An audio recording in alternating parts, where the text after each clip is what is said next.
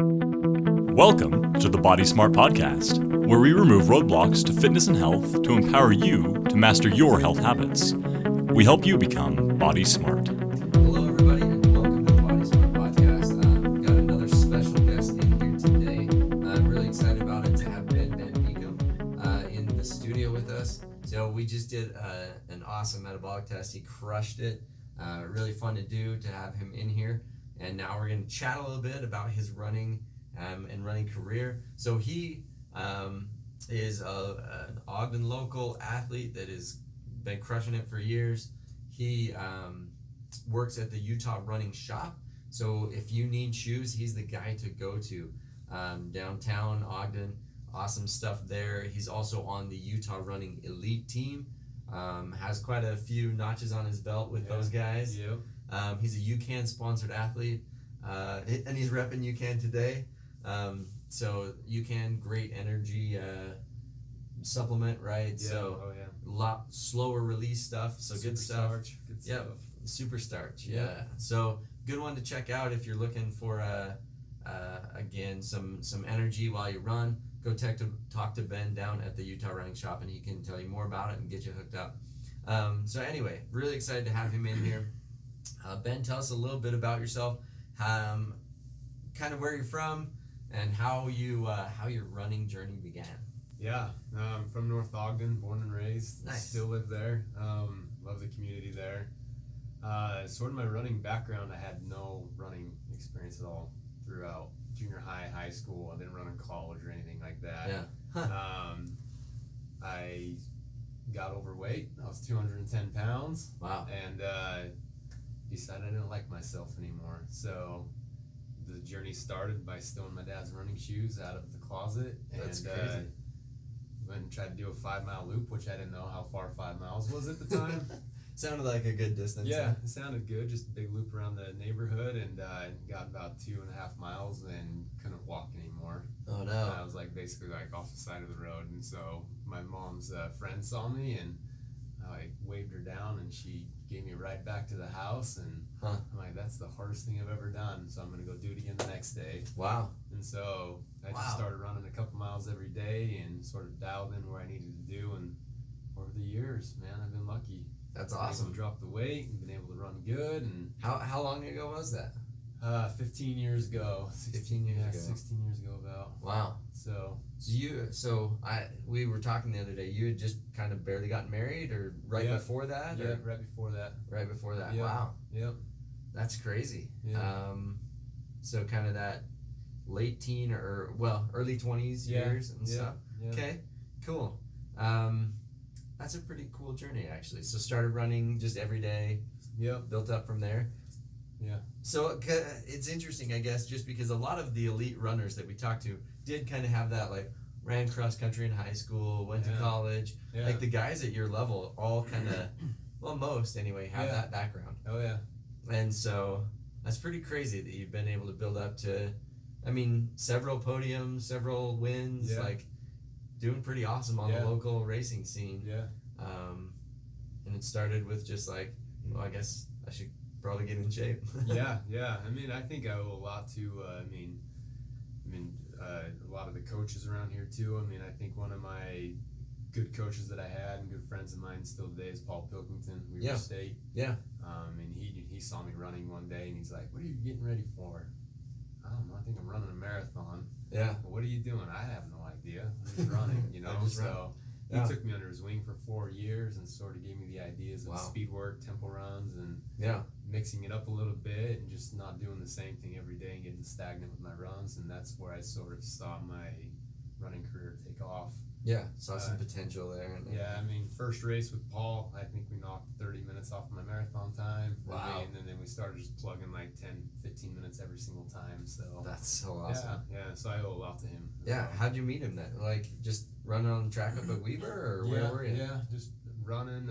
He came into my work at the time, and I said, "You're Paul Pilkington, right?" And wow, that was it. We just started chit chatting and helped him out with some stuff, and that's like, crazy. "You should come run with my marathon group if that's what you're doing." And so started from there. That's awesome. Yeah. What a cool like opportunity. Yeah. And it's crazy how stuff like that happens, right? Where you just meet people that like had no other connection to other than running. Right. Running's such a cool community where people really are like so generous and like willing to give of information and time, and it's a cool community. Especially I feel like this area is just awesome for running. It is. It's a big running family, and that's what I love about running. I mean, everybody's encouraging. I mean, it's sort of funny though. Y'all want to kill each other on race day, but you're giving each other hugs at the finish line. It's one that type of sport. It's encouraging and rewarding, and I love it. So. Oh no, it's interesting to watch, like even watching finish lines, and you see how many runners are out there to get their best and do their best, and then they see another runner faltering right near the finish line, and they'll go like put their arm around them and carry them across the finish line. It's like, man, you sacrificed your time to help another guy out, but it's such a tight community. It's really cool. Okay, so that's kind of how your running journey started. How have you been able to maintain that? So I know you've got like work and kids and all those things. That's something, you know, every runner battles. How do you push through that to be able to get the mileage in that you do, to do as well as you do? Right. Early to bed, early morning. That's one thing that I've learned over the years, that if I'm going to get the consistent workouts in every single day, I got to get up early in the morning. 5 a.m. wake up time most days. I'm out the door by 5:30, back before my kids wake up, before everybody's getting ready for work or for school for the day. My wife's getting ready for work, and so and just a lot over the years too, has been listening to my body. I think that's how I've been able to stay consistent over the years. Stay healthy. I mean, I've been competing for 15 years, and you know, that's very awesome. Minimal injuries, and but the key is just listening to my body. If I don't feel good, I dial it back, or I take a day off if I need to. And then even during workouts, like I think a lot of runners are so stressed on, I got to hit these mile repeat times, I got to do this and that. I usually run what I'm capable of that day, and if it gets to a point where the pain is more injury pain, then you just got to cut it. And a lot of people are afraid to do that, I think. I 100% agree. I tell runners that all the time, and try to just pound that into their head, like no one workout is worth blowing up your next week or your next 6 weeks or that whole season. But you see sometimes people push it on a given race or a given workout, and then it sabotages everything else. And no one event is really worth that. I tell people, you know, pick one race that you're going to race in the year, and the rest, like if you're going to do other races, that's fine. But don't try to necessarily race those. Use those as race experience for that one race that you really want to shoot for. And even that one race, if you get there and things don't feel quite right, there's no reason to blow yourself up for that day. And have it ruin your whole next season or your whole off season or your whole, you know, whatever. There's always another. And that's what you have to do. If the marathon's going south, I mean, I'm sort of the one that I'll finish a marathon, but I might back my pace off, and then I'm like, okay, I use it as a long run. I'm finding one in a month or 3 weeks. But if you go over that threshold and you get yourself injured, you're not running. And then, like you said, your whole season next year is destroyed. It might take you a couple months just to recover to get running again. And so, that whole base, all that progress that you built up, gone. Exactly right. And what a waste. How sad is that? Sometimes for one workout, for one speed workout on the track, and you blow up this whole season worth of training, it's kind of sad. And so I 100% agree with you. Listen to your body, like set some kind of external cues that you're going to listen to that are like, external and internal cues of like, hey, if these things happen, like, I'm done today. And that's okay. Because no one day, you can't get fit in a day. You can't, like, no one day is going to get you to your PR.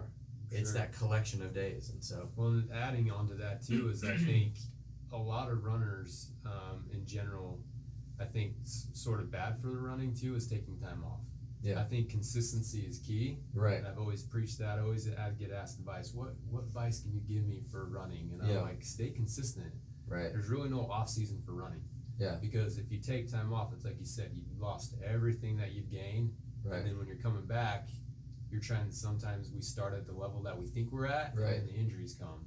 And so you got to slowly start slow again and then build back up, and then it's just, that repetition. So even if you're not doing speed workouts, long runs, tempo runs, that type of thing, go and do the junk miles, go out and just run every single day and stay consistent with your running. Then when you want to build back up, you already have that solid base. Yeah, absolutely. So I think that's with me. I haven't really taken time off in 15 years. I mean, it's sort of benefiting late in my life, my running career too. So. Well, and you're like, it's funny to see how that's true, how a lot of the guys that rise to the top are the ones that have just been consistent. Yeah. And then kind of through that 30s time frame, like late 20s, early 30s to even late 30s. Yeah. All of a sudden, these guys that have just been consistent, are the ones winning everything. Yeah. Right? Yeah. And it's not because they necessarily pushed harder than anybody else or whatever. They were just more consistent. Right. And they were able to build over a year's worth of time instead of trying to build in one season. Yeah. And then burn up. Yeah. Right? We call it old man miles. Yeah. And it works. Yeah. Old man strength. An in shape old man's going to beat a younger 18 to 19-year-old kid. I don't know. And it happens. And there's probably a lot of reasons, mental toughness and other things like that, race experience, all those things.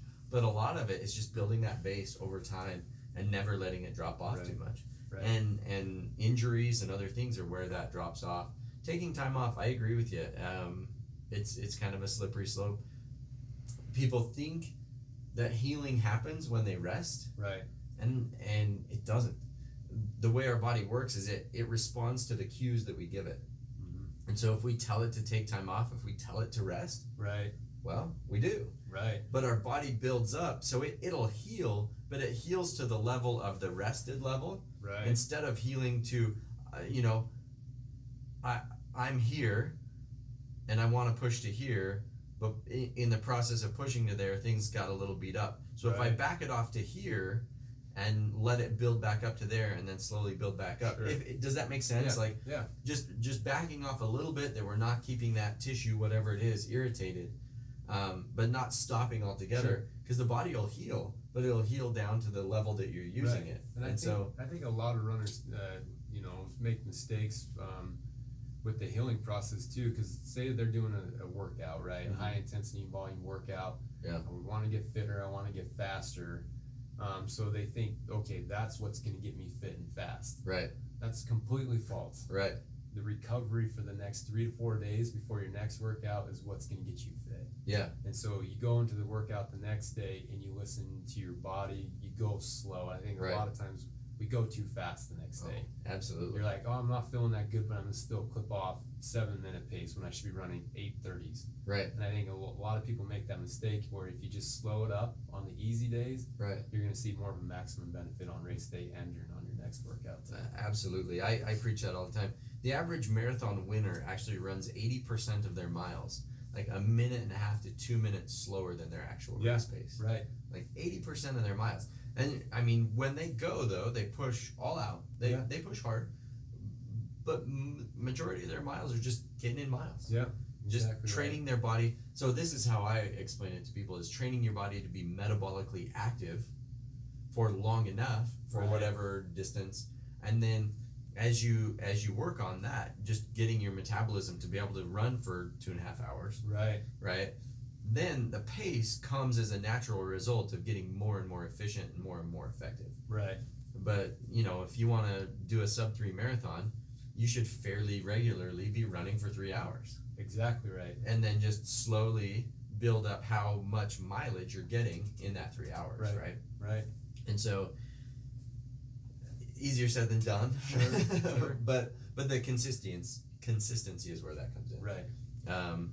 Interesting. I love that mentality of take it easy, take it slow, and just be consistent. Yep. I think that's where the magic is too. It is. Yeah.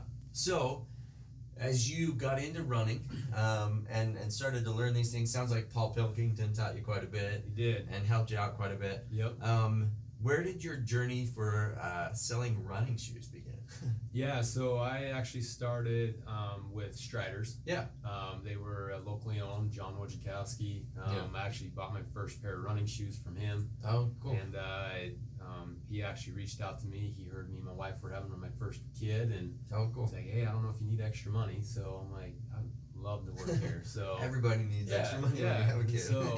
So I worked part-time for him for years, and it was a great job. Did that for about 5 years. Managed his store for about 3 years. Yeah. And then I decided that this was good, but I need a college education too. So I went back to school. Probably good. Got my degree in athletic training. Yeah.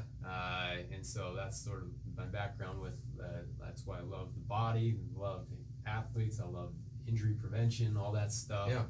And then worked with Intermountain Healthcare for the last 8 years, and a good buddy of mine, Ken Richardson, said, "You're not doing that anymore. We're going to start a new journey with Utah Running Shop. We needed a good local running shop in the community." And he said, I needed to do it, and he persuaded me. It took a while, but he got me. And it's been awesome. Yeah, it has been awesome. So I love it. I love having that local feel. And having that local community. I think you guys have done such an amazing job at helping to build that up. I mean, the Run Club Tuesday nights is so fun. Yeah. Like, huge crowd every... Like 40, 50 people every Tuesday night. Yeah, it's crazy how big that's built up. Yeah. And so Molly, that was... Bitten, that was doing that before. So she was doing that when it was peak. Yep. And did a great job, but it's amazing how now with Utah Running, how big that's gotten. Yeah. And she has just done a great job with that. And the store has just like blossomed. It's been so awesome. It's incredible. It's a little scary because it's like you don't know how the community is going to support you. Yeah. Especially for me, it's like I have a great career doing what I'm doing. Right. Let's go start this new job, this new adventure, and sort of my attitude going into it's high risk, high reward type attitude, and that's how I do running too. And you got to take risks every now and then and get the reward, but. Man, the Ogden community and just everybody else has just been supporting us, and we've been killing it, and we're building month by month, and it's awesome. It's been incredible. Right, it has been incredible. I've probably spent way too much money there on running shoes. That. Yeah, my kids are eating meals because of you. Right. Well, I have more to spend actually. We gotta chat about. I want to dial some stuff in actually. So there we go. Anyway. So there's always more shoes to buy. You can never have too many. Nope, shoes, and I got plenty of them. So. Right. Yeah. That's awesome. Yeah. Well, and I love like when people come in and they're like, "Oh, do you have this and that?" And if you don't have them, like how good you guys are. Like, hey, we can get it in for you. We can find what you need. Right. Yeah, you're so awesome and so accommodating. It's been fun. So we go and hang out there every Friday to do kind of our free Fridays. Yeah. Where we do our running injury clinic. Where we help people that have injuries. We kind of take a look and see how we can help them. Yeah. And it's been so fun to just be down there and kind of hang out with you guys and see how you serve the community. It really is awesome. Yeah. What a great environment down there. Some great people. So that's pretty fun. So when did you get picked up by the Utah Running Elite Team? So the UtahRunning.com has their different teams. So they've got their just Utah Running Club, and they've got their racing team for anyone that wants to, really race and be competitive. And then they have their elite racing team. Right. So when did you get picked up on that elite racing team? So I got picked up last year. It was my first year. Oh, really? Okay. Elite. Yeah. So I was lucky enough to be a sponsored athlete by Skechers Performance for 4 years. Awesome. And so that was sort of actually had a contract with them, and I had to run so many races with their gear and stuff, and then I had not a contract, but more of an ambassadorship with Hyperthreads as well, which is a local company. Yeah, they're great. And so Hyperthreads actually teamed up with Skechers a little bit and created an awesome racing kit for me. Nice. That I was able to race in their stuff and have the awesome Skechers logo and shorts and everything. And that's awesome. So I was with them for 4 years, and then after the 4 years, I wanted to support Utah Running and sort of stepped away from Skechers and whatnot. And joined Utah Running Elite Team last year. Yeah. And the nice thing is Hyperthreads still followed us over, and I reached out to them, so they do all of our gear. Yeah. Uniforms are awesome, comfortable. So cool. Yeah. And so they picked me up last year, and it's been awesome representing a good local group. So that is awesome. Yeah. Well, so you had to come work for Utah Running just to get the shoe benefit, right? Yeah. Now that Skechers was gone. Yeah. No more free shoes. So. I got to hit my reps up now, so hopefully they give me some free stuff. Right. Yeah, it's been awesome. Well, you probably burned through a lot of shoes. I do. Yeah. So, speaking of which, some shoe advice for people. Yeah. How often, so a big question you get is how often should I replace my shoes? What should I look for, like to know when I should replace my shoes? So give us some shoe advice from the shoe guru. We Sure. got you in the shop. We might as well get some tips. Yeah. So average running shoe, depending which brand that you need, is going to be good anywhere between 250 to maybe 500 miles. Yeah. I would say your 500-mile shoe is going to be Hoka. Yeah. Very lightweight, max cushion. Yeah. Typical running shoes 300 to 400 miles. So just like tires, they wear out. They might look brand new still, but just the bounce and the cushion's not there anymore, right? So, yeah. And so some good advice, I always say, come on in, let's get you hooked up with a good pair of shoes. Around that 200, 250 mile mark is when you actually need to start getting another shoe. Yeah. Even though that shoe's not broken down, the cushion breaks down during your run. I mean, over a 20-minute run, that shoe can compress, feel hard and stiff, and then you're at a high risk of injury. Yeah. Just because the support's not there, the cushion's not there, right? And so you get another shoe, start using that new shoe for some longer runs. Anything over 30 minutes is what I say. Mm-hmm. And then that older shoe, keep using for 30 minutes or less, up to like 300 to 400 miles, and then retire it, use it as a long mowing shoe, wash it up, walk around, and do what you want, but don't run it in it anymore. So, that's exactly kind of the rotation that I do. I've got a lot of lawn mowing shoes. I probably should toss some of them, but me too. You can never have too many laying around, right? So that's great advice, really good. For somebody that's trying to run every day, would you recommend buying more than one pair of shoe right off the bat? Absolutely. Main reason why is it gives the shoe an extra day off. Mm-hmm. It can actually rebound itself back to its original shape and form instead of compressing it and pounding it out every single day. I mean, if you think about it, 300 miles, if you're running quite often every single day, 60 minutes, I mean, you could burn through a shoe in 1 month. Yeah. I mean, that's pretty easy to do. I mean, I go through a shoe during marathon training. I mean, last month, I think I was like 340 miles last month. Yeah. So if I would ran in the same shoe every single day, that shit's done. You're right. Oh, and you'd probably have an injury. Right, exactly. If you did that way. Right. So do you recommend multiple types of shoes? Finding like maybe the Saucony shoe that has this type of like level of support, the Brooks, the Hoka, multiple brands so that you're getting a different feel just slightly in the shoe, but same level of support. Absolutely. I think the key thing is always don't let the body get comfortable with the same fit and feel every single day. Right. That's same repetition every day can lead to an injury. Right. Keep the body guessing. Get different fits of shoes that still feel comfortable, but trick the body up. Let the body keep guessing. Different feels every single day is going to utilize different muscles. Mentally can be better, but just different feels is better. Right. I 100% agreed. Another thing that I see with runners that run in the same shoe all the time is when the new version comes out and that for whatever reason doesn't work with your foot. Yeah. It's like this big like drama of like, I've run in this shoe for the past 6 years and this one is killing me, and so now what do I do? It's like, oh no, the world's crashing down. And so by running in multiple shoes, if one doesn't really work for you, it's kind of no big deal. You just find another one in that brand or that line or a different brand that works for you, and it's not as catastrophic as when it's like. And I think for like my favorite thing is I always get the questions asked, well, what shoe have you run in? Right. And so for me, it's like I'm selling the shoes, but it's also a good way for me to get into a different shoe. So I always love that question because I always go up to the wall and I'm like, I ran in all of these shoes, like 17 different pairs of shoes that I can pick out from. And that's actually, I say it laughingly, but for me, it's actually been a lifesaver because I haven't been injured. I'm always guessing, always getting a different feel. And I always recommend the same thing. Like, hey, you were in this shoe this time. Let's start you maybe with that shoe. Right.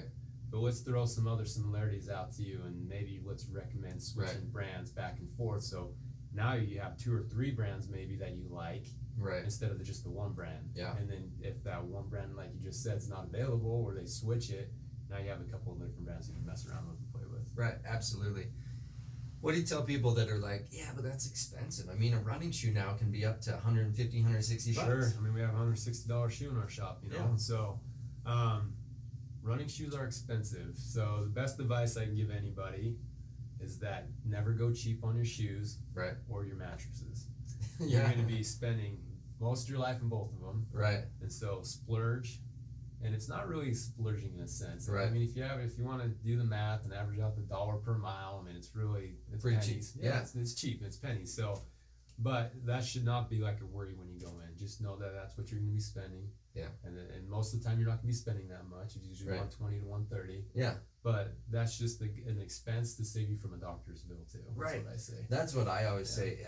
To me, like one X-ray is going to cost you way more than several pairs of shoes. You can buy a lot of shoes for one X-ray. Exactly right. Right? Or one whatever, like surgery or MRI or just having an orthopedic surgeon look at your knee. Yeah. It's pretty expensive. It's way expensive. And so keeping your shoes mixed up, keeping, all these things we talked about in terms of race, recovery, and keeping healthy. Right. All that stuff is way cheaper than a physician visit. Right. Exactly right. And so I would much rather invest in some things like that. So like we do here in the clinic, we do a lot of runner tune-ups rather than like waiting till you're injured and doing, a formal bout of physical therapy. We actually have people that just sign up for a contract where they come in and they do tune-ups every couple of weeks. Yeah. So that we can keep them healthy, because that's going to be way cheaper. Right. Than waiting till you get injured and then we have to do a bunch of like, the traditional physical therapy bout is like twice a week for 6 weeks, and you have your $40 copay, and then you get this $800 bill a couple weeks later in the mail. Right. A couple months later because of insurance. Yeah. For what your deductible was, your max out-of-pocket limits and all that stuff, and it's like it's way cheaper to stay ahead, and it's still an investment, but it's way cheaper to stay ahead of an injury than once you fall behind. It gets really expensive really fast. Right. And then you're not doing what you love to do either. Exactly right. And so I'd much rather make that investment in some good shoes. So go down and see the guys down at the Utah Running Shop and make sure, guys and gals, some great gals in there too. Yep.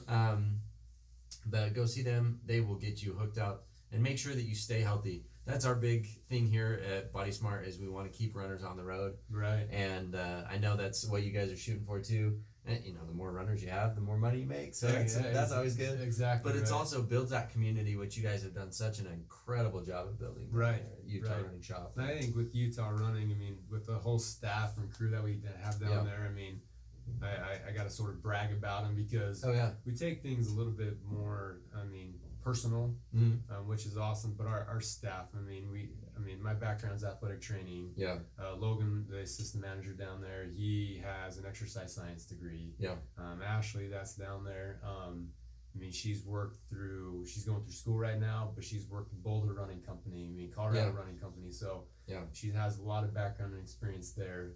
And then Cole, Cole's been around for, his dad started Peak Performance. Oh, really? Yeah. Cool. And so Cole's been basically working in the shop since he's been like 12 years old. Right.